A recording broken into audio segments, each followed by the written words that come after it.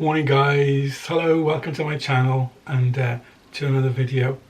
And my video today is about using and working with meditation imagery, and it's come about as a result of a comment that I had on one of my private messages, and about when we get images in our meditation minds that we don't understand, and where they come from and what we should do with them.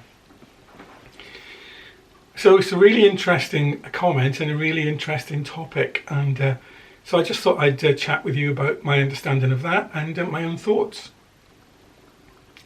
So what I find is that when I practice a passive meditation discipline, and by that I mean still in my mind, still in my thoughts, and not focusing on anything particular, not using the process of active meditation where we have maybe a seed sentence or an image that we deliberately focus on and examine and reflect on.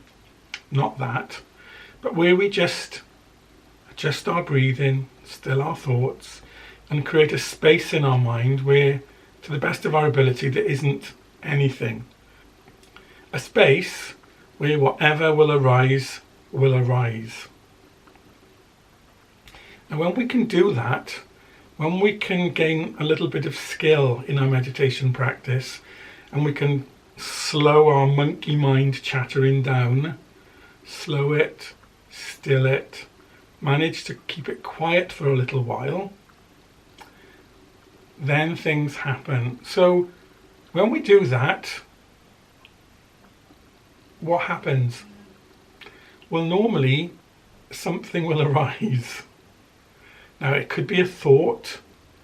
Now if it's a mundane routine thought that we don't want, we just gently move it aside and maintain the clear space. Sometimes it's an image. Now if it's an image, I'd be more inclined to give it a little bit of space and think, well, what is this about? So where do images come from? Well, they can come from a number of places. They can come from our conscious mind, but I'm thinking that that's not what we want to be dealing with right now, because we are trying to access part of us that is normally blocked out by the busyness of our conscious mind. So if it's something routine and something that I don't think is going to help me, I'm going to move it out of the way. I'm going to go back to the space. But then sometimes other images will arrive, and you'll know that these are different. These are from some other place. Now where can they come from? Well, they can come from our subconscious mind, things that have occurred in our life or in our lives previous. But I won't stick with that for the moment, because I know there are some people that don't have a belief system that includes the possibility of past lives. So let's just leave that where it is for the time being, and say that you can retrieve images from what Jung called the collective unconscious, or the world soul. Now why would you believe that that's possible? Well, you really are the product of all that's gone before you. You're a child of your time, right here, right now. And I always think of it as humanity is like a river going from its start to its ultimate destination, and there's the crest of the wave. And right here, right now, because we are alive in matter, we are the crest of the wave. There will come a time when the wave will curl, and our time in matter will have passed, and it will be the time of those behind us to be the child of the current time. But we're all part of the same river. We have all followed the evolutionary journey, the product of the tribe of humanity, which has gone before, not just your genetic ancestors, but all people everywhere that have gone before. You are part of that tribe, the tribe of the world. And their experiences don't go. The experience of the world is recorded and kept. Every memory, every experience, every form that has ever lived, that ever will live, every creature, every building, every piece of machinery, everything is recorded. Its template is kept in the astral light, in what's often termed the Akashic records. The blueprint, the archetype of all forms are kept there. Now the thing with the astral is that often we will touch it unknowingly and without perhaps intending to. We find ourselves there in dreams and sometimes in daydreaming. Those times when we are absent from our here and now moments, when our mind has gone somewhere else, when it's in that world that is so real to us. And people will say, penny for your thoughts. And for that time we have gone. We've gone to another place. Well, I believe that's when we touch the astral. And when we are meditating and when we still our minds and we have the intention to expand our minds and reach out to other places, that's what we touch. Now the astral, which is symbolized by Yesod in the Kabbalistic tree of life, storehouse of images, the treasure house of images, everything that exists there too. So it's hardly surprising that we sometimes find images of things that we don't understand coming into our minds. Now, we can develop our ability to retrieve these images, and there's a number of ways that you can do it. A way that's really worked well for me is by use of the tarot cards, but not as a tool of divination on this occasion, as a tool of meditation. So to give you an example, and I would start by using a deck like the Waite-Smith deck, previously known as the Rider-Waite deck, because those cards are absolutely packed with archetypal images which humankind has known and used for thousands of years, and that is going to help you on your way. I would not only use the Rider-Waite-Smith deck, but I would start with the Major Arcana cards,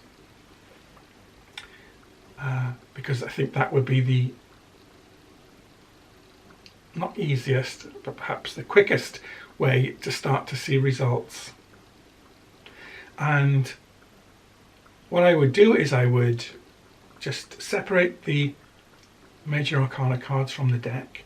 If you don't have a deck, you can find the images online very easily. And I just look through the Major Arcana cards, and you can do this whether you know anything about tarot or not, and find one whose imagery catches your mind, your imagination, that you're drawn to.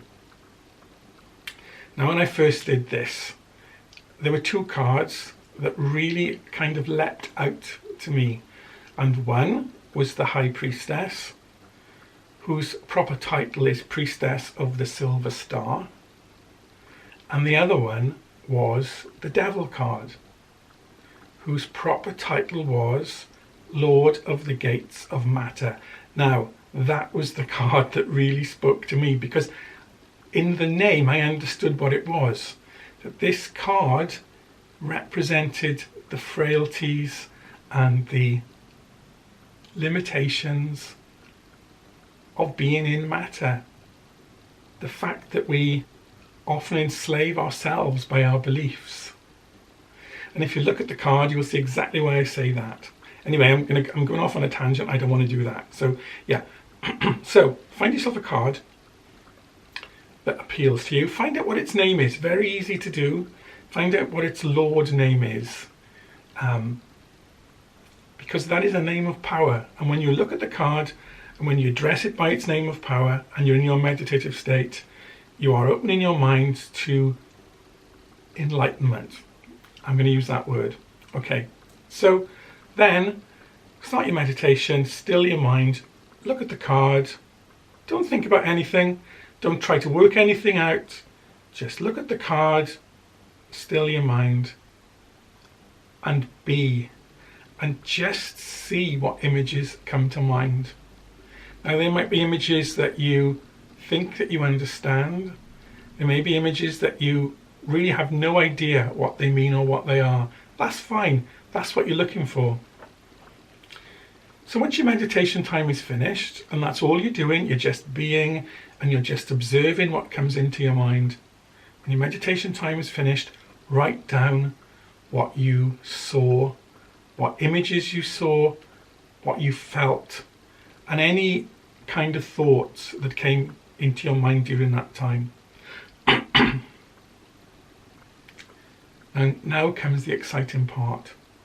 The things that you don't understand, the images that you don't understand, do a little bit of research, because I'm sure that you will be astonished at what you find and the meanings that you find. Now let me give you just a little example of what happened to me recently. I was doing a meditation, and this wasn't meant to be a passive meditation, and I had a seed sentence that I was meditating on, and I'd stilled my mind, I was feeling very peaceful, brought the sentence to mind, and I was thinking about it and just trying to make some sense of it, but somehow nothing much was coming. So I thought, well, I'm just gonna change my approach here. So I just let all thoughts slip away, just opened my mind to whatever would come my way. And after a while, I began to see some images. Now, before I describe what I see, there's something else I want to say, and that is, don't ever be put off by someone else's description of their meditation, because when I talk about images I see them in my mind in a certain way. Now, if you on the other side of the screen feel that you don't see them in the same way as I do, that may lead you to believe that your meditation isn't working, that you're not doing it right, that it isn't effective. And that's not the case, because we'll all see in our mind in different ways. I will say I see an image, which is the nearest way of describing my inner process. So don't be put off by someone else's description. I think of someone I was talking to recently, and they were following a course of a meditation course, and they were quite upset, and they said, "Oh, I can't do it, I can't do it." I said, "Well, what do you mean you can't do it?" Well, I was talking to, X person, and they could see in their mind, they could see it very clearly, like a movie, and I couldn't do that. So obviously I'm not doing it right. That's not so at all. Your experience is your experience, and if you feel that you are understanding, and if you feel you are getting something from your meditation, then it is valid. Don't be discouraged. Also, the more that you practice your meditation skills, the more you will see that the images that you see become more clear to you. They don't have to be as if you're watching a television, as if you're watching a video. That isn't always how it happens. So don't be discouraged, all right? You're an individual, your meditation is very personal to you. Right, now where was I? Yes. So I cleared my mind, and I thought, well, I'm just going to see what happens, what comes up. And an image began to form in my mind. And I could see a man in a robe, a long robe with long sleeves. It was light in colour. It was quite fine, I think. And he wore like a tight skull cap to which was attached a hood. And he was bent over something. And then as the image kind of broadened out, I could see there were 3 other people with him, and they were all bent over tables. And on the tables were bowls of metal and of wood. And in the bowls, there were various things like bits of plants and little bits of like stones or rocks or whatever it was. And as the image expanded even further, I could see that they were in a room. It was square. There was a table up against 3 of the walls, pushed right against the wall. And above the table was a small window in the wall, which was of like a rough plastered sort of texture, painted white. And out through the little square windows was the sky at the most brilliant blue. And I got a sensation that it was very warm. So they were all busy in themselves over their bowls and mixing and chopping and whatever. And then I was aware that someone else came into the room. Now for some reason I could only see to neck height.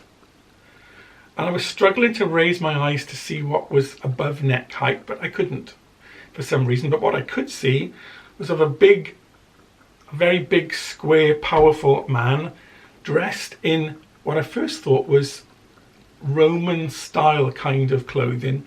But then I realised it wasn't Roman, it was far too ornate. The boots and the, I don't know what you'd call them, but up to the knee, the armoured plating was gold and it was encrusted with jewels and a leather kilt. And there was like a gold